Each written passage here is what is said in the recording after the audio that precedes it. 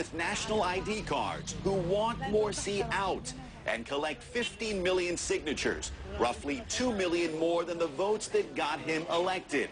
The deadline, June 30th, the one-year anniversary of his presidency.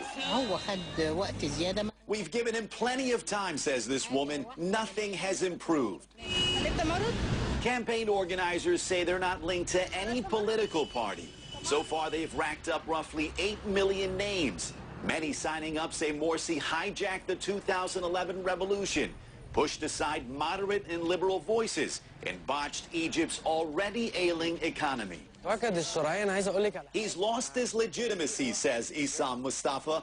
Ask anyone in the streets. Nobody wants him as president anymore. We simply need a president who does what we want, who works for us. He's not working for us, he's working for the Muslim Brotherhood. Campaign leaders say on June 30th they'll give the petition to the Prosecutor General's office, demand early elections, and hold a mass demonstration in Cairo. We want new elections so we can get a president who treats us well, says this cab driver. It's no surprise President Morsi and his supporters are dismissing this campaign. A Morsi aide says this is nothing but a show. A Muslim Brotherhood leader says if people don't like President Morsi, they can express themselves on Election Day. Maral Barinji and the rebel campaign aren't waiting 3 years for the next election day. They're chasing after signatures, demanding new leadership now for a post-revolution Egypt that is still deeply divided. Reza Sayah, CNN, Cairo. A second break.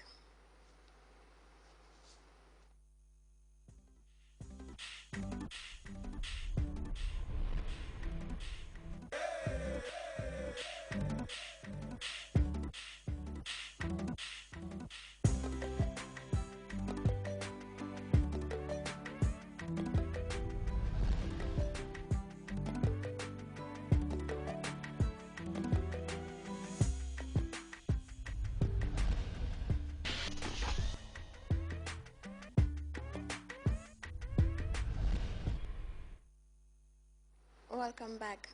The Scorpions Saturday evening lost 3-0 to the Elephants of Abrikos at the Independence Stadium. Dagestan-based striker Lassini scored the opening for the Elephants before goals from Widfi Boni and a thunderous strike from Manchester City midfielder ace Yaya Toure put Africa's top-ranked side in the driving seat in Group C. The Scorpions missed a number of good chances until they were pushed by a ruthless side boasting in its ranks of Africa's finest footballers. Gambia are yet to win a game in a group that also includes North African powerhouse Morocco and East African minnows Tanzania. The Scorpions will next line up against the Moroccans in Rabat as the road to Rio enters its final phases, with the Scorpions out in the running for the last stage of the qualifiers for the 2014 finals. The match, which was watched by a capacity crowd at the Independence Stadium, comes months after the loss to the Ivorians in the reverse fiction in Abidjan by the same scoreline. And before we go, a reminder of our headlines. President Jammeh has procured 50 new buses for the newly established Gambia Transport Services Company in a bid to revolutionize the public transport system in the Gambia. RLG Gambia has become the latest subsidiary of the global conglomerate following the inauguration of the Gambia branch by the Vice President and Minister of Women's Affairs.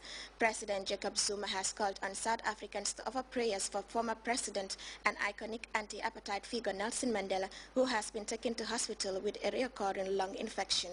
And President Barack Obama is coming under fire against the backdrop of new revolutions of secret surveillance program, but U.S. President says it is all in the name of protecting America. That brings us to the end of the news. Thanks for joining us. Stay tuned to GRTS and enjoy the rest of our programs.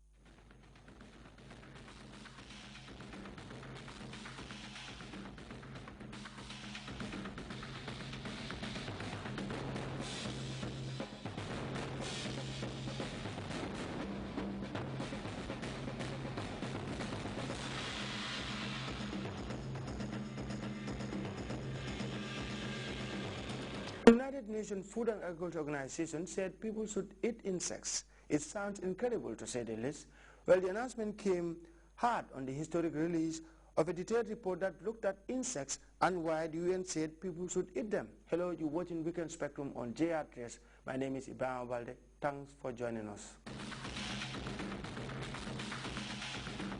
Well, on May 13th, the United Nations Food and Agriculture Organization revealed a detailed report to the international media pointing out the significance of eating insects to reduce the effects of the food scarcity facing so many parts of the world.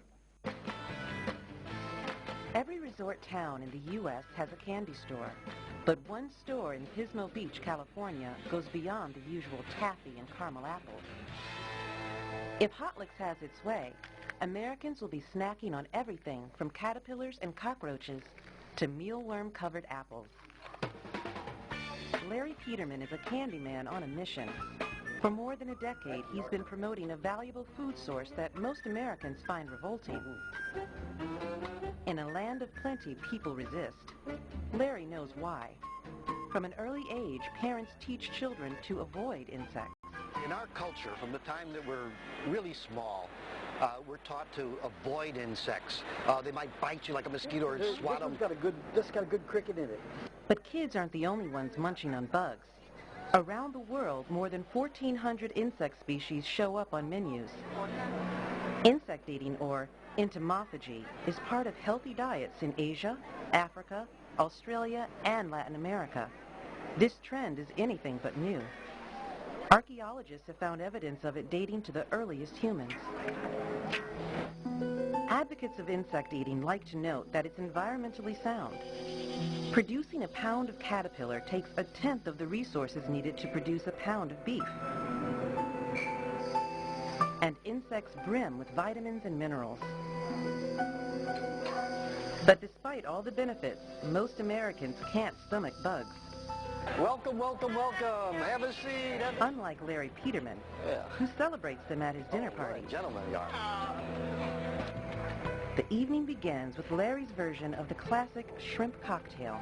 We just finished preparing a cricket cocktail. It's a lot like a shrimp cocktail, only instead of shrimp, we use crickets. Okay, folks, here's the first course. Oh, yeah. Now enjoy. Now.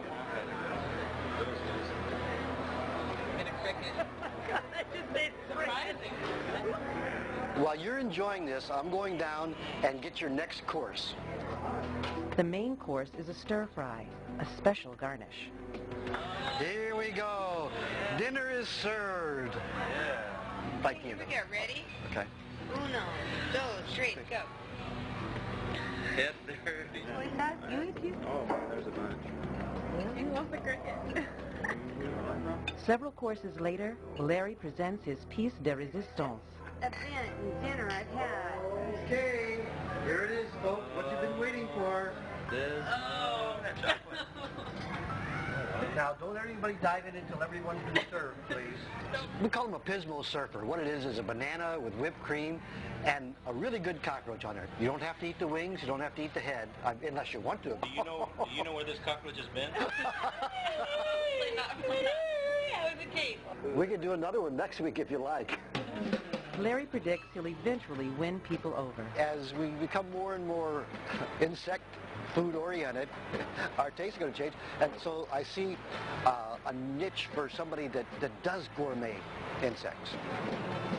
It could have some snob appeal, like people taste wine and say, this is good. This bug is good. Well, as we hear in this report, so many Gambians said they are not sure whether they will ever eat insects. It's unbelievable, said this spectator, when we set out on this assignment. However, I told that individual that it was true. Some people are already eating insects.